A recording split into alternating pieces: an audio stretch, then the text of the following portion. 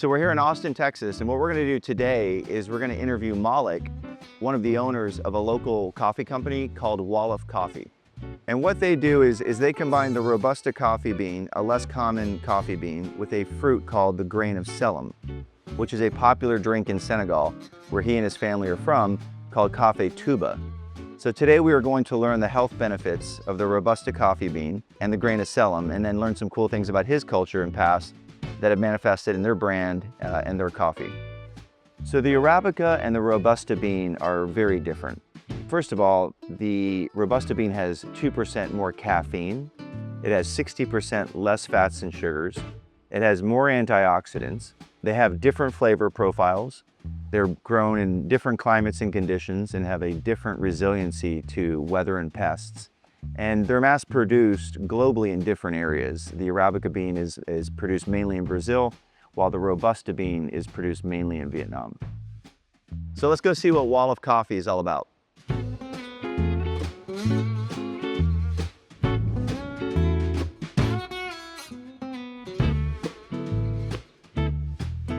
Malick. Hey, Jamie. Yo, man. Good, how are you? Good to see you. Yeah. Yeah, so we met, I guess it was 6 months to a year ago, and we met at Barton Creek Farmers Market. When I met you, we had talked about the coffee. I bought some coffee, obviously very different. We'll get into that.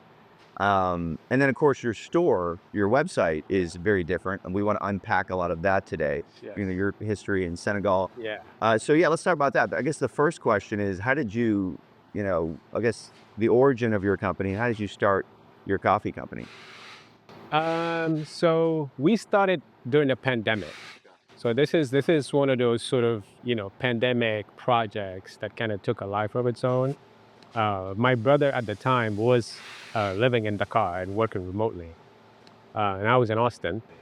In Senegal, we are avid coffee lovers, but we could never find, our coffee here, stateside, which is Café Touba. It's basically the only coffee that we consume in Senegal. Okay. And so, he was consuming it there every day and telling me about it. And I told him, well, why don't we just import the bean and then, start, selling it here. Where does the name Wollof come from? So Wolof is a lot of things. And it stems from this kingdom called the Wolof Kingdom. They used to rule pre-colonial Senegal. It's a culture. It's an ethnic group. It's a way of life. It's the dominant culture in Senegal. It's also the name of the people who created the blend, the Café Touba blend. Right. And so when we created the company, that's one of the things that we wanted to do was to honor that, that heritage. Right. The difference in your coffee is basically the robusta coffee bean plus the fruit or the grain of Selim. Yeah, it's just two ingredients. Yeah. It's a very simple blend. The particular bean that we have access to in Senegal is a robusta bean from the Ivory Coast and Guinea and different countries further down south. But robusta is known for having a higher caffeine content. So it tends to be a bitter bean. It doesn't have a lot of sugar when you compare it to like the Arabica bean, which is a lot more common here in the United States. And in the world. In the world. Now, the robusta bean also has some medicinal kind of healing properties that the Arabica doesn't. For instance, antioxidant profile. Yeah. Chlorogenic acid apparently is one that's really common in all coffee beans. Apparently a little bit higher or a lot higher in the robusta bean. Yeah. People will make espresso drinks with Arabica, but if you want that crema that people talk about, the Italians talk about, you're going to get that only from the robusta bean. We use, in my opinion, a higher quality robusta than people back home in Senegal, for instance, have access to. We started testing different types of beans with the fruit in Mexico and Chiapas, and the current robusta we've been using, the environment in which the tree is grown is very rich. We're talking like volcanic soil, very, very wet climate, just the right type of elevation for the robusta tree to just stay healthy and produce a good fruit.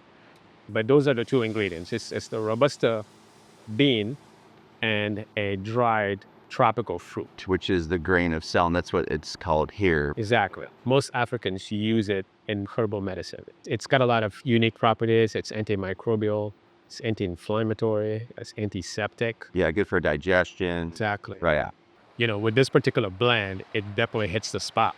You get a full body, but also there's no acidity. But then you get this really flavorful aroma. Then on top of that, you get these lingering spices, down the back of your throat as you're drinking it. It's a full experience. All right, so this is the roasting machine. Yes. Yeah, this is the Dietrich. This is the one I like to use when I come over. Right now, I'm trying to heat up the drum.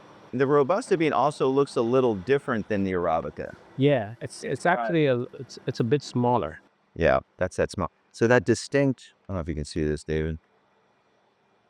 Yeah, the aroma, the smell. Yeah, it's mainly very the jar. interesting. Yeah.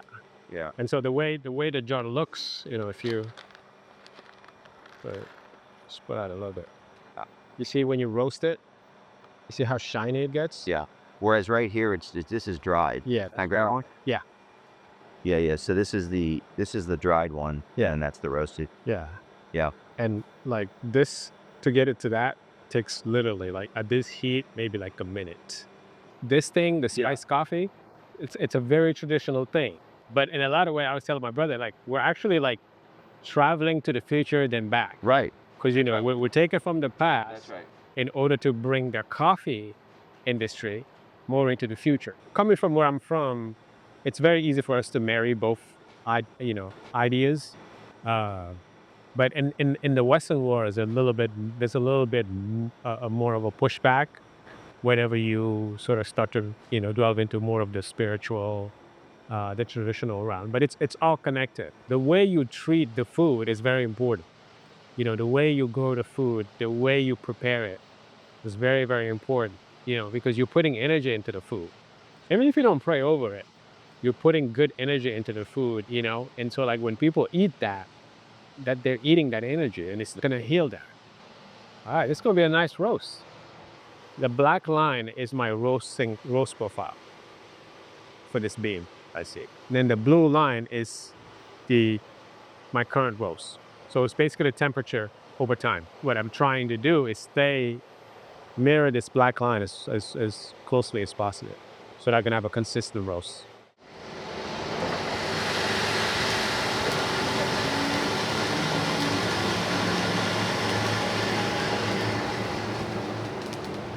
So the roasting process is fairly straightforward, in my opinion. So this is a roasting machine. This is called an agitator, and it's got a cooling fan underneath. The way the process starts is you'll load the bean up in here, and then with the suction, you'll suck the bean all the way through this hole into the top. And then, you'll cycle the machine through a few heat cycles. And then when it's ready, you'll just come over on this side, start your roast on the computer, and then you'll pull this lever to open it, and then the beans will be dropped inside the drum. And then you roast your bean to, whatever roast profile you're following. You can check on your roast.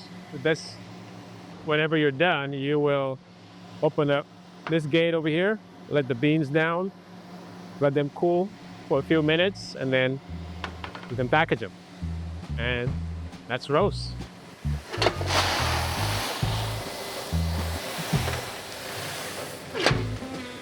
What we want to do is we want to make this product as mainstream as it is back home.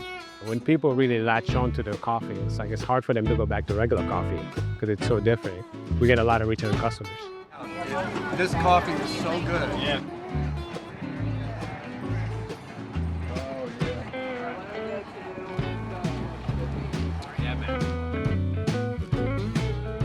What's the easiest way to get hold of you and to purchase the coffee? Obviously, your website. Yeah, so you can purchase the coffee at drinkwolof.com. Okay. We have it in whole and ground. Malick, thanks for the tour. Thanks for the conversation. Good luck with your business. Thank you. And hopefully we talk soon. Absolutely. Thanks, man.